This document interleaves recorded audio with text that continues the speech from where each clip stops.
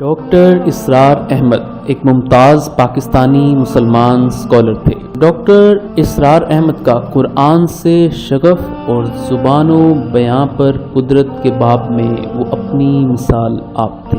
آپ بھارت کے ضلع ہریانہ میں مورخہ 26 اپریل 1932 کو پیدا ہوئے۔ قیام پاکستان کے بعد آپ لاہور منتقل ہو گئے اور گورنمنٹ کالج سے FSc کا امتحان امتیازی نمبروں سے پاس کیا۔ 1954 میں انہوں نے کنگ ایڈورڈ کالج سے MBBS کرنے کے بعد 1965 میں جامعہ کراچی سے MA کی سند بھی حاصل کی۔ آپ نے 1971 تک میڈیکل پریکٹس کی۔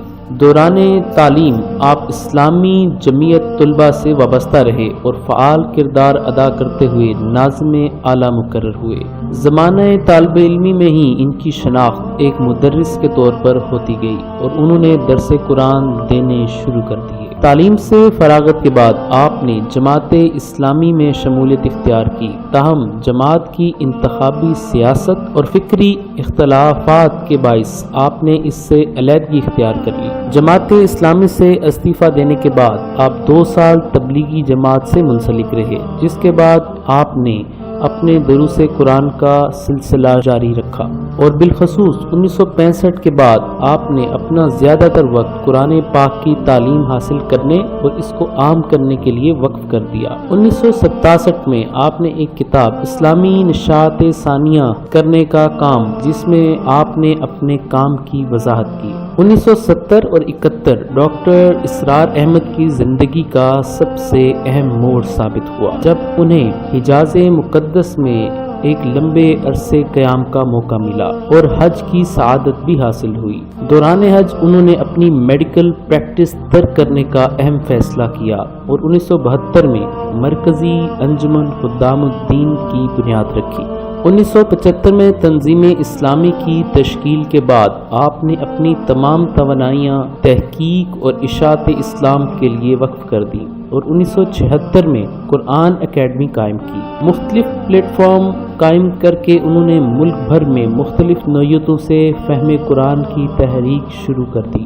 نماز تراویح کے ساتھ دورہ ترجمہ قرآن، ہفتہ وار دروس سے قرآن، سالانہ قرآن کانفرنسز اور اس کے علاوہ متعدد پہلوؤں سے قرآن کریم کی اشاعت کا کام شروع کیا۔ وہ قرآن کریم کے اندر اتر گئے تھے، یا یوں کہیے کہ وہ قرآن کریم کو اپنے اوپر اوڑھ رکھا تھا، اس لیے ان کی شخصیت قرآن کریم میں رچ بس گئی تھی کہ وہ عہد حاضر میں شاید پورے عالم اسلام میں قرآن کے سب سے ممتاز مبلغ اور داعی کی حیثیت سے سامنے آئے۔ 1978 میں ڈاکٹر اسرار احمد نے PTV پر پروگرام آل کتاب پروگرام شروع کیا، جو کہ عوام میں بہت مقبول ہوا اور اس پروگرام کو PTV کی تاریخ کے مقبول ترین مذہبی پروگرام کا درجہ حاصل ہے، جبکہ الہدا نامی پروگرام سے ان کی شناخت پاکستان کے ہر گھر میں پہنچ گئی۔ ان کے TV پروگرام کے لیکچرز کا مرکزی خیال یہ ہوتا تھا کہ اسلامی تہذیب کا احیاء یا اسلام کی نشاط ثانیہ اسی صورت میں ممکن ہے کہ ہم قرآن کی تعلیم کو اپنائیں اور ان پر عمل کریں۔ 1981 میں آپ جنرل ضیاء الحق کی مجلس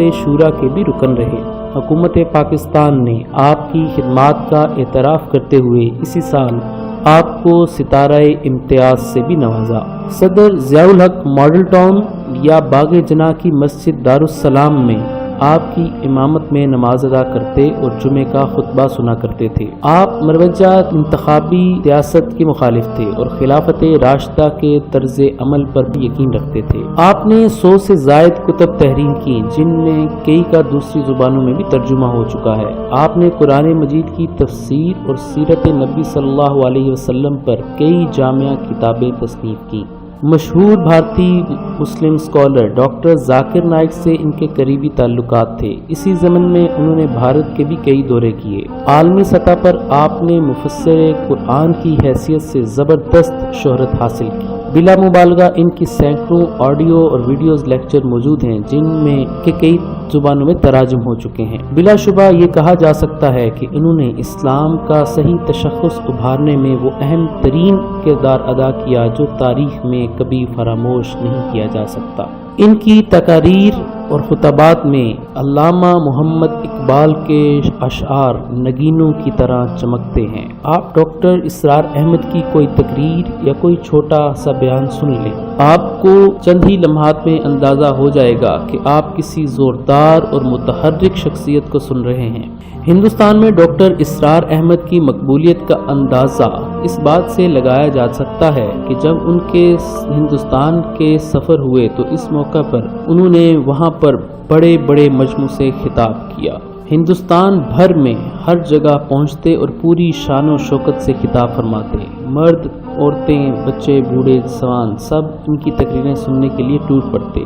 ڈاکٹر اسرار احمد نے اپنی زندگی کا زیادہ تر وقت لاہور شہر میں گزارا۔ لاہور شہر کو یہ اعزاز بھی حاصل ہے کہ یہاں ایک اور عظیم شخصیت مولانا احمد علی لاہوری بھی موجود رہے۔ ڈاکٹر اسرار احمد اپنی زندگی کے آخری خطاب میں فرماتے ہیں کہ میرے اور مولانا احمد علی لاہوری سے دو مناسبتیں ہیں۔ ایک یہ کہ ان کے بارے میں مشہور ہے کہ انہوں نے 40 سال تک قرآن مجید کا درس دیا۔ الحمدللہ میں نے بھی اسی شہر لاہور میں 40 سال تک درس دیا۔ دوسری مناسبت یہ ہے کہ جس مسجد میں مولانا احمد علی لاہوری نے افتتاح کیا، میں نے اسی مسجد سے اپنے درس کا آغاز کیا۔ اس اللہ کے بندے نے اپنی پوری زندگی کو قرآنی زندگی بنایا تھا۔ ڈاکٹر اسرار احمد کو اللہ نے حق گوئی کی دولت سے بھی نوازا تھا۔ وہ ہر بات پوری مضبوطی کے ساتھ کہتے تھے اور اختلاف رائے کے باوجود تمام جماعتوں کی خدمات کا کھلے دل سے اعتراف اور تمام شخصیات کا ادب و احترام بھی علل اعلان کرتے تھے۔ ان کی شخصیت کا سب سے اہم پہلو ان کی یکسوئی، خود اعتمادی اور خدمت دین کے لیے خطابت تھی۔ قرآن کو انہوں نے اپنا وظیفہ حیات بنا رکھا تھا۔ اس پیغام کو گہرائی میں جا کر سمجھایا کرتے تھے اور جس بات کو حق جانا اس پر نہ صرف خود قائم ہوئے بلکہ دوسروں کو بھی اس کے قائم کی منظم جدوجہد میں شریک کیا۔ ان کے دروس قرآن کے پروگرام ملک اور ملک سے باہر دعوت دین کا اہم ذریعہ بنے اور پھر الیکٹرانک میڈیا پر قرآن کے پیغام کو پھیلانے کے لیے انہوں نے منفرد خدمات سر انجام دیں۔